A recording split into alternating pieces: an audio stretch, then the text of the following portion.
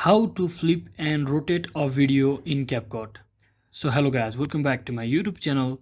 In this video I'll be showing you how you can easily flip and rotate a video in CapCut. So first thing what you want to do is simply make sure you have downloaded your CapCut, and once you're inside your CapCut, just click on any new project.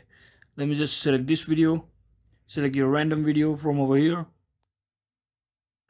So when you are inside here, to flip or rotate your video, simply first make sure you click on the video, and once you do that, simply scroll down until you find the option to edit.